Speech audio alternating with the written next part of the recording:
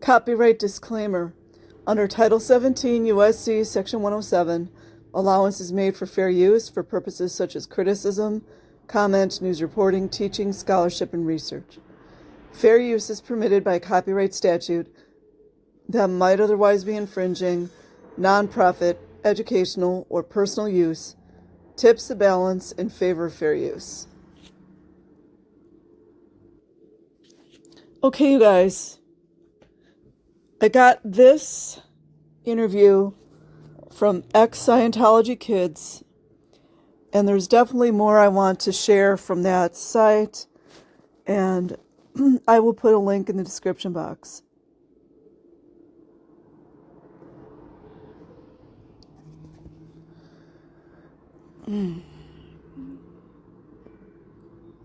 It's really small print. Extra Quiet's interview, posted November 14th, 2012. Comments off. It's a wise decision. Number 1. How did you first become acquainted with the cult of Scientology? Mother joined when I was 4 years old. 2. What initially appealed to you about Scientology? I was raised in it at an early age. I did not know anything else growing up. 3. Were there problems in your life that you thought Scientology would address? Pretty much everything above. 4. Did you see, experience, or hear about things that didn't seem quite right while you were in the cult of Scientology? What were they? And what convinced you to set aside your feelings? There were times I was beaten by some of my adult supervisors. I'm going to repeat that in case nobody heard. Talking about children here. Child. There were times I was beaten by some of my adult supervisors. Names. Put into pig's berthing with roaches and rats to live.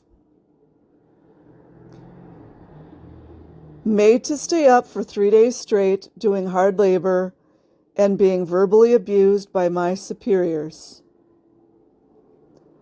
Not being allowed to eat at times because my stats were down.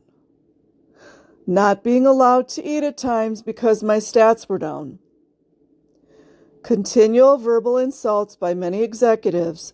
Let's say that again, so every time we hear executive, some of them can fuck all the way off. Continual verbal insults by many executives, including David Miscavige. Never allowed to question anything. If I did, it would be off purpose or a suppressive act. Sent to buy Battlefield Earth books from bookstores to help its placing on the bestseller lists. Going months without seeing my family, even at a very young age. That's a parent's fault. That's it. Being assigned to the RPF as a child. In case nobody heard that, LAPD, feds, child services. In case nobody heard that, maybe your ears are full of wax. Being assigned to the RPF as a child. It's basically a child prison camp. I could go on with more, but this is about 10%. 5. Why did you choose to stay in the cult of Scientology? At first was brainwashed and believed it was the answer. Eventually I got smart and saw it for the scam it was. Not to mention I was afraid to leave earlier due to the fact that I would lose my family. But the funny thing is that in the end I lost them anyways. It's always how it goes. They make people routing out do all this bullshit. You know, you got your, that freeloader's debt that's not even, they can't push that legally, by the way. You do all this stuff, you do the sec checks and all this stuff because they're telling you if you do all of this, you can still see your relatives. In the end, they screw you and you get deemed a suppressive person anyways. Number 6, were you staff or public? If staff, was it at a mission or an org? Were you ever in the Sea Org or OSA? Which unit? If not on staff, did you ever volunteer to help out? Sea Org, she says. 7, why did you leave the cult of Scientology? Was there a final straw? See number 4. Oh, and by the way, you guys, I think what she's talking about with pigs birthing, I've heard this several times. So these children are not abused enough. They need to abuse them even more.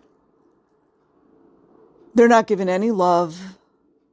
They're not allowed to go to school to learn most things a lot of children would learn. Not allowed to really socialize or really have fun. That's not enough abuse that these children get. Then when they do something a little bit out of line or their stats aren't up, they put them in this thing called pigs birthing, which it's like, it could be, there's like different places they might call it pigs birthing, but they make them lay on the floor with no blankets, no pillows, like they're a freaking animal. Yeah. So all these little fake MNFers walking around saying there are no children in Scientology, they're full of it. Number 8. Do you think the cult of Scientology needs to change some of its practices? If so, what should be changed? How did those practices affect your life? There are no changes that will fix it. Yep. Is it a criminal business? That's right, a business, not a religion. It needs to be done away with. It preys on weak people and exploits them, just like it did my mother. 9. If the items you listed in the previous question were changed, would you consider rejoining or staying in the cult of Scientology? If so, why? Someday, hopefully in my lifetime, I will see some of the good people who are enslaved by the cult find their spiritual answer in a better place. So I guess she would not go back. 10. Any additional comments you would like to make? I want to applaud any Scientologist or ex-Scientologist who is researching Scientology on the internet. I know we have been trained not to do this, but thank you for thinking for yourself and doing it anyways.